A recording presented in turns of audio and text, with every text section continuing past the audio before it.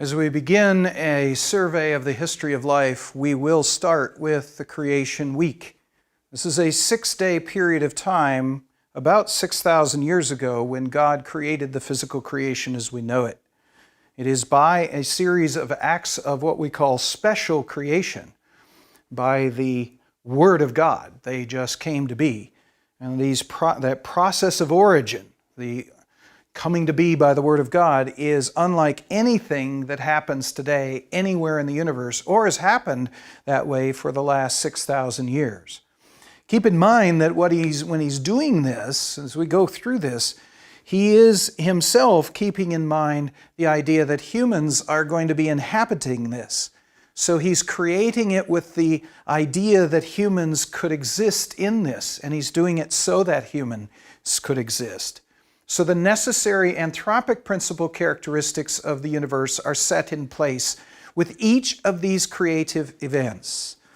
Also, he kept in mind the whole time that he wants humans to understand him through those things that are made. He wants humans to understand the structure of this universe, so he has made the universe in such a way that humans could understand it.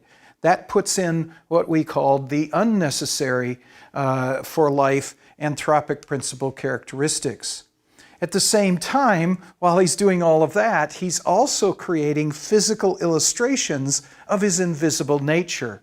That's being thrown in the whole time.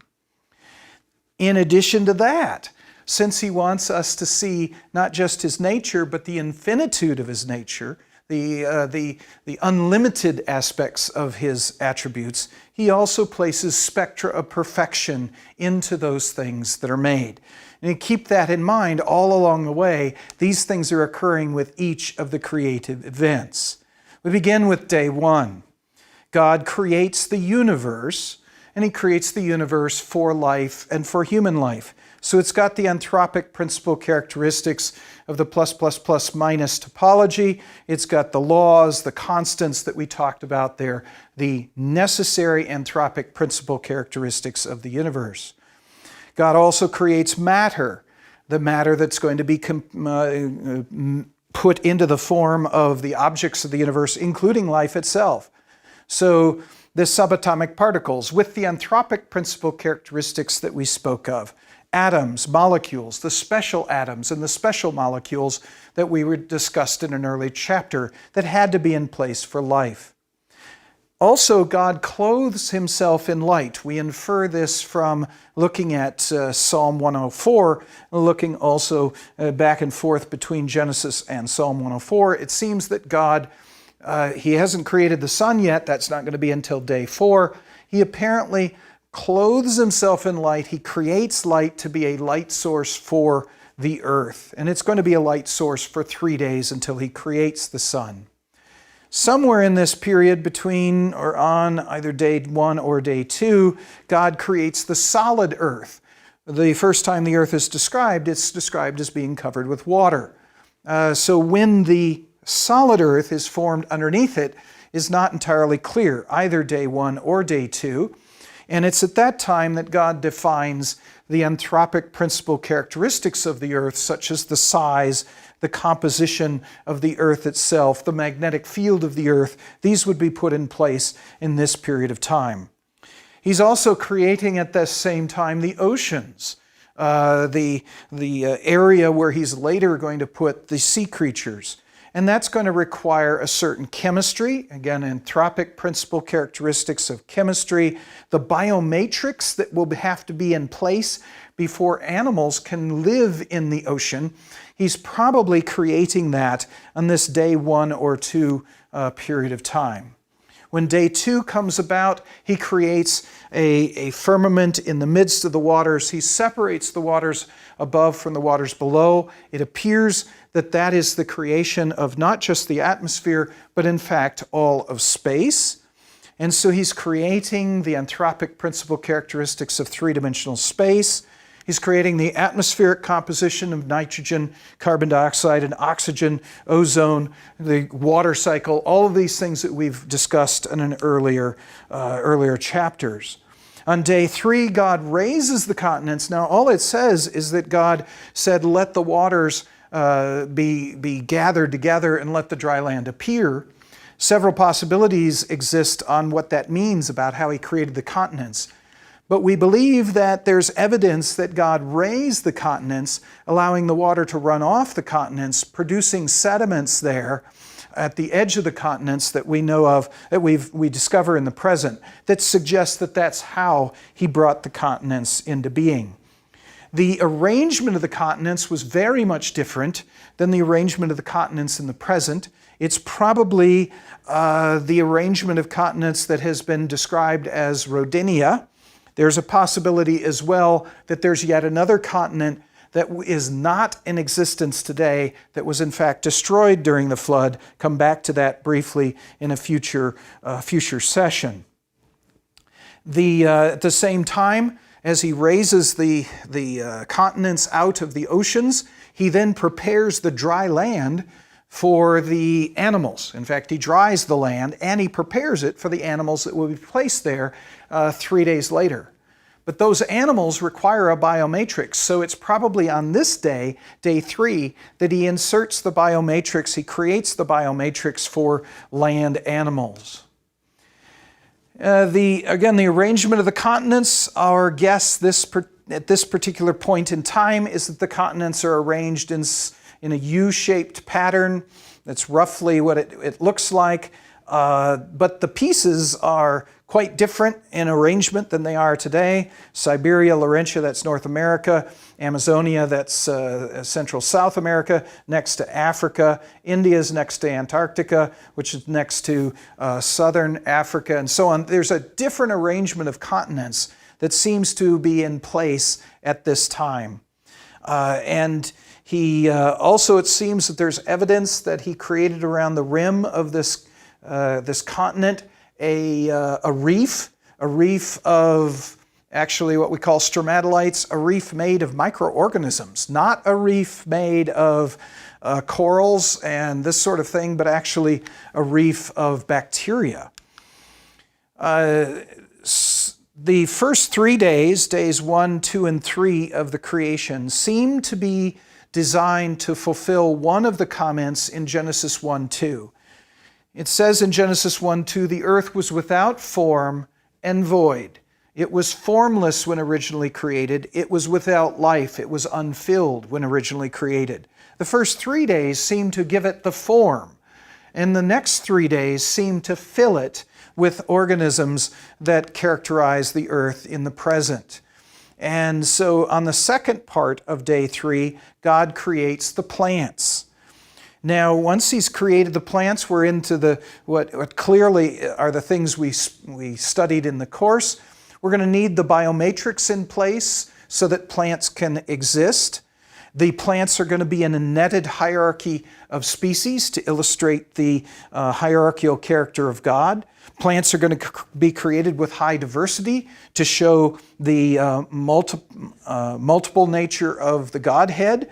They're going to be created with great disparity to show the same sort of thing. They're going to have hidden designs in them for minimizing the evil following the fall that's going to occur in the future. But they're hidden because they're not needed in this perfect world before the fall.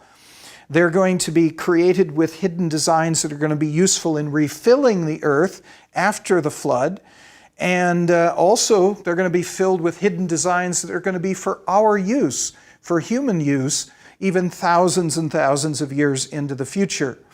And plants are going to be created with a spectra of perfection of beauty, discontinuity, mutualism, biological systems, all these things that we've spoken about in the course, and with no natural biological evil.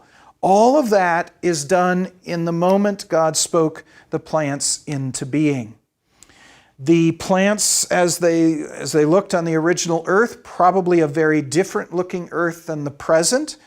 We suspect that the land portion of the continents that we now have supported a gymnospermous flora, a kind of like similar to the coniferous forest that is in the cold regions of the earth at present. There's reason to believe also that there's a floating island of trees and vegetation out in the oceans, perhaps something even as large as a large continent in this pre-flood world. Now there's some plants that aren't represented here that we haven't been able to place into the pre-flood world. These would be the angiosperms, the flowering plants. There is a possibility that there's another continent that actually supported the angiosperms, the flowering plants, that has apparently been destroyed in the course of the flood. That's my suspicion. I don't know for sure. That might change next week. We'll have to see on that.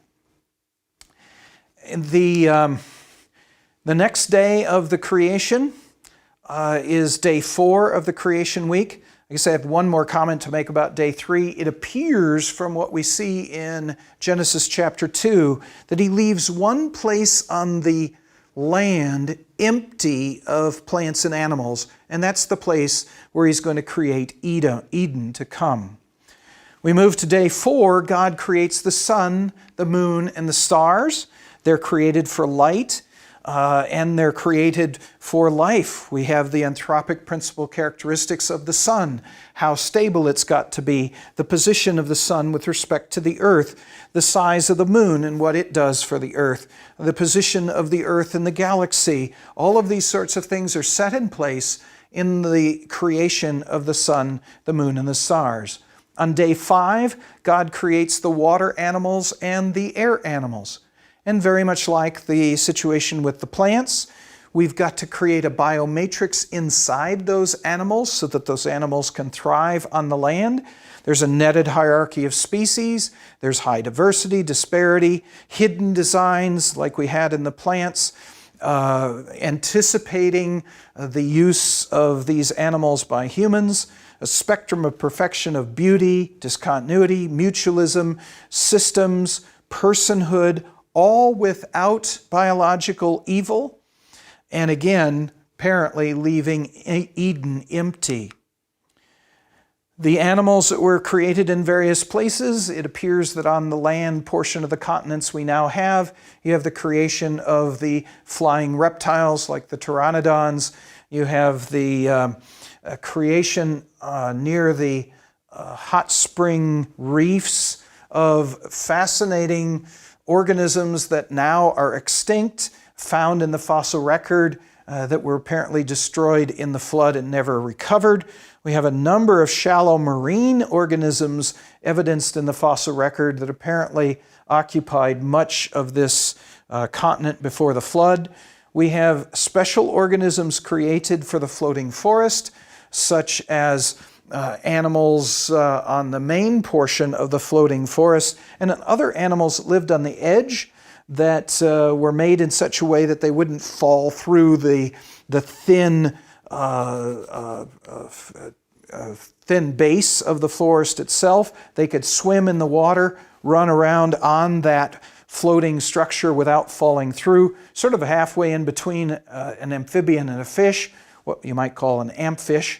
The ampfish were created around that floating forest. And then we've got the mammals. We don't know where the mammals existed on this pre-flood, pre-fall Earth. We think maybe, possibly, that they were on yet another continent that has been destroyed. Then on day 6 of the creation week, God creates the land animals. Again, it's got the same characteristics of life that we saw with the plants and the sea creatures and so on. It appears that he would have created the dinosaurs and associated fauna on this continent, labyrinthodont amphibians on the floating forest, and mammals probably on another continent that is now destroyed. It's now on this 6th day that God takes that area of the world where he didn't create plants and didn't create animals, what's going to be Eden, and he takes dirt from that area and forms Adam from that dirt. With that creation, there's going to be a biomatrix associated with humans that is created at the same time. God puts into him, breathes into Adam the breath of life, and man becomes a living soul. He's created initially without any natural evil, as the other organisms were. He's created in the image of God, so that he can worship God and rule over the creation. He's made king and priest of the creation. God then plants the Garden of Eden. So this area that had been without plants before, it's now filled with plants again. It's going to be plants with that biomatrix, with all the characteristics that we saw associated with plants, spectra of perfection showing the nature of God, no natural evil. That is now filling the Garden of Eden. In fact, what it says is he fills the garden with all manner of trees that are pleasant to look upon and all manner of fruit that is good to eat. Then he takes Adam and brings the animals to Adam, the animals and the birds of the garden, brings them to Adam to see what he would name them, and man begins his priestly responsibilities of naming and priestly and kingly responsibilities of naming, classifying, taking care of the animals of the world. God then creates Eve, thus initiating marriage, introducing marriage into the world, marriage as a picture of the very nature of God himself. And then we're told at the end of this that God terminates his creation. He ends his creation processes, beginning a day of rest. All of this, days 1 through 6, he does all of his work in 6 days, not because he can't do it all in one, but because he wants us as humans to work for 6 days and rest the 7th day. God rests, terminates, takes a time to rest from his creation, not because he has to, but as an example to us. This then is a summary of the creation week. It is again events, a series of events that never again will occur on the history of the earth. They terminate at the end of the 6th day of creation. And so when we infer the nature of what's going on in the creation week, we cannot take what we learn about the present and learn completely all that there is to know, maybe not even very much of what there is to know about what happened during the creation week in earth history.